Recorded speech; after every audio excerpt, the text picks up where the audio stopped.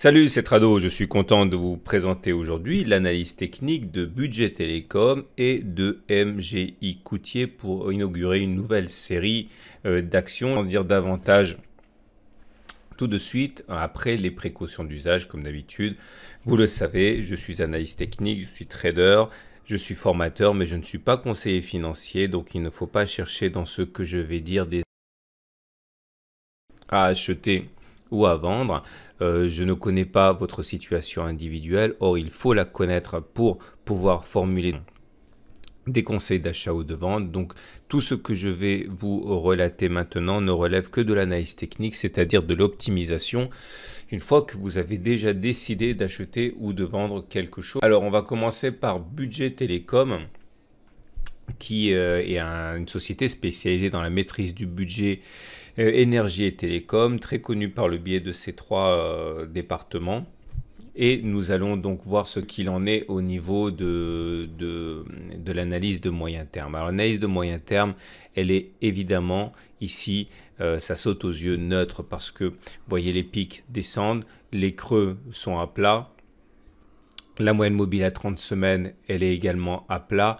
Et donc ça, c'est tout à fait symptomatique d'une tendance neutre. Vous voyez, regardez, lorsque les cours sont au-dessus d'une moyenne mobile à 30 semaines qui monte, on dit qu'on est en tendance haussière. Par contre, lorsque la moyenne mobile à 30 semaines s'aplatit comme ça, eh bien, c'est justement qu'il n'y a pas de tendance. Et le fait que les pics ne soient pas montants ni les creux, comme ça a pu être le cas ici, montre bien qu'on est en tendance neutre. Et c'est exactement ce que dit l'Ishimoku avec son nuage ici qui est complètement plat. Le nuage Ishimoku donne la tendance selon l'orientation. Et là, justement, comme le nuage est à plat, il n'y a pas de tendance. On est en tendance neutre sur Budget Télécom. Alors, voilà ce que je vous propose pour optimiser tout cela. Nous sommes donc sur une situation où nous avons des repères ici qu'il s'agit d'exploiter. Tout d'abord, la situation est telle que nous sommes actuellement supportés par la zone des 5,2 euros. 5,2 euros parce que regardez, c'était un support sur lequel on a rebondi de très nombreuses fois. Une fois que ça a été cassé, c'était ici, eh bien ça a changé de polarité, c'est devenu résistance. Vous voyez comme on a eu du mal à repasser au-dessus. Et on dit que lorsque finalement une résistance est cassée, comme c'est le cas ainsi, elle redevient support, elle change de polarité et c'est pour ça qu'on a rebondi sur les 5,2 euros cette semaine. Si on devait effectivement pérenniser ce rebond, on aurait rendez-vous sur la prochaine résistance à 6,1 euros qui est également une résistance évidente puisque vous voyez comme ça a bloqué les cours. Si on arrive à passer 6,1 euros, dans ce cas effectivement on pourrait se prendre à rêver d'aller chercher les 6,5 euros ici et puis pourquoi pas après les 7,4 euros correspondant au plus haut de cette bougie et de cette bougie. Mais en tout cas, la vraie résistance sera de passer les 6,5 euros puisque les 6,5 euros correspondent en fait à une zone qui n'a jamais été cassée en clôture en 2017. Vous voyez, on a essayé de passer au-dessus, mais à chaque fois on a terminé en dessous. Donc vous comprenez, même là, regardez, la fermeture, la clôture de la bougie se fait là, l'ouverture était là, la clôture était là. Donc passer les 6,5 euros sera le vrai challenge. Et en tout cas, pour l'instant, on espère que les 5,2 euros tiendront. S'ils ne tiennent pas, eh bien, il faudra s'attendre à aller chercher le support des 4,5 euros. Toujours la même chose, parce que regardez, c'était une résistance. Ça a été cassé ici. Donc à partir du moment où une résistance est cassée, elle devient support. Donc support à 4,5, support à 4 euros. Vous voyez comme les 4 euros tiennent les cours et puis 3,7. Donc si on fait le bilan par rapport à tout ça, la tendance est neutre et nous avons des niveaux assez évidents pour construire une stratégie. Alors si sur Budget Télécom vous avez une opinion favorable, vous pensez que c'est une action qui vaut, je ne sais pas, 8 euros par exemple, mais je dis n'importe quoi. L'idée c'est de ne pas rentrer à n'importe quel moment. Par exemple, il ne faut pas rentrer près de 6 euros parce qu'à 6,1 euros, vous savez qu'on prend des tirs de barrage. Pareil, si on casse les 5,2 euros et qu'on va à 5,1, il ne faut pas acheter parce que vous voyez bien que c'est une zone de support. Si le support lâche, on va aller sur 4,5 de toute manière. Donc il faut intelligemment construire sa position. Les seuils de rebond bien probables sont donc 5,2, 4,5. Sur ces niveaux-là, effectivement, il y a des chances pour qu'on ait des sursauts. Par contre, en cassure des 6,1, en cassure des 6,5, en cassure des 7,4, vous pouvez effectivement avoir des accélérations haussières puisque ça veut dire que les bouchons auront sauté. Donc, préférez quand même acheter les cassures de résistance ou les retours sur support. Maintenant, si vous pensez que Budget Télécom est survalorisé, qui ne mérite pas ce qu'il vaut actuellement, ou que vous êtes pessimiste par rapport à ce que Budget Télécom vaudra, 5,2 euros par exemple, c'est pas un bon niveau pour vendre parce que vous risquez d'avoir un support. Il vaut mieux vendre si on casse les 5,2 euros ou alors si on s'approche des 6,1 euros, puisque les dernières fois il y a eu un tir de barrage. Voilà ce qu'on pouvait dire pour Budget Télécom. On va enchaîner avec MGI Coutier, équipementier automobile.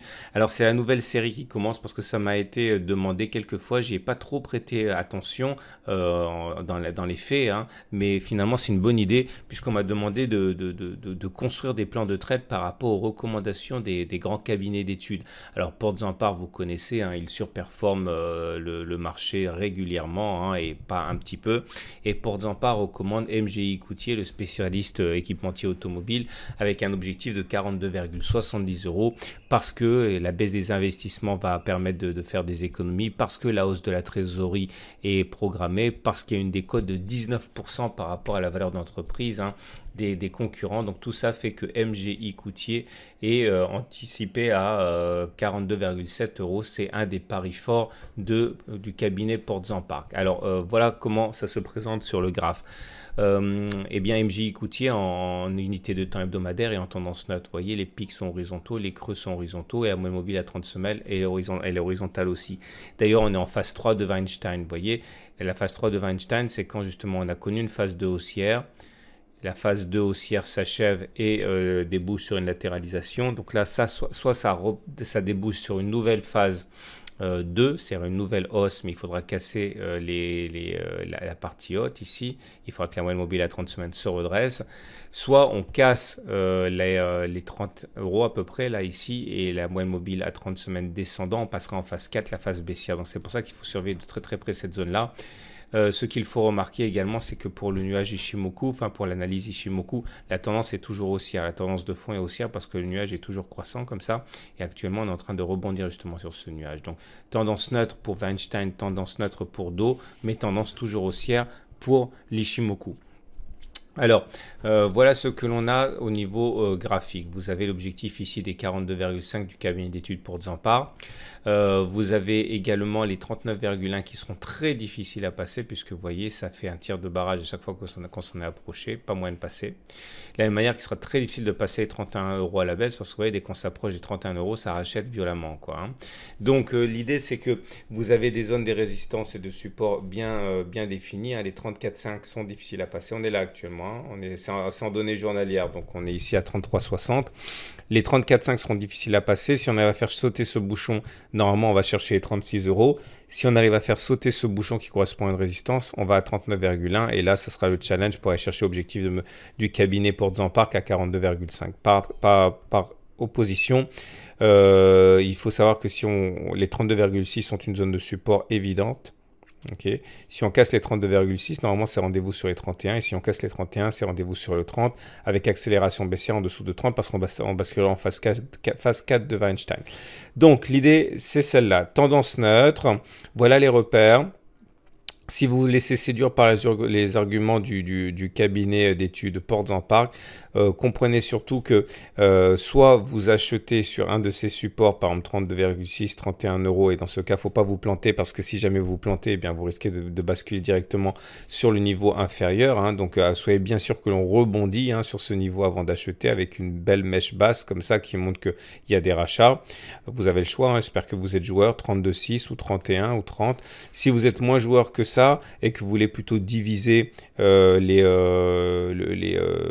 points d'entrée, fractionner les points d'entrée, vous pouvez acheter un petit peu sur les 32,6, acheter un petit peu sur les 31, acheter un petit peu sur les 30, pas forcément tous ces niveaux, mais choisissez-en un ou deux, acheter un petit peu sur les 34,5 euros en cas de cassure, puisque ça veut dire que le bouchon aura sauté. Voilà, j'espère que cela vous a plu, j'espère que... N'hésitez pas à m'envoyer des mails comme vous le faites souvent si vous êtes intéressé par cette nouvelle mouture d'analyse technique en concordance avec des recommandations de cabinet, puisque moi je ne fais pas de recommandations. Donc Tout ça sera sur le site, hein. Donc pour retrouver le site, c'est facile. Si vous me découvrez par le biais de YouTube, vous tapez Tradosaur dans Google et vous allez arriver directement devant dans mon site, enfin sur mon site. Et n'oubliez pas de télécharger votre cadeau, hein, votre module de formation d'initiation à l'analyse technique, 30 minutes de vidéo, un livre au format numérique, des exercices corrigés, des trucs, des astuces, des choses que j'aurais bien voulu savoir quand j'ai commencé l'analyse technique.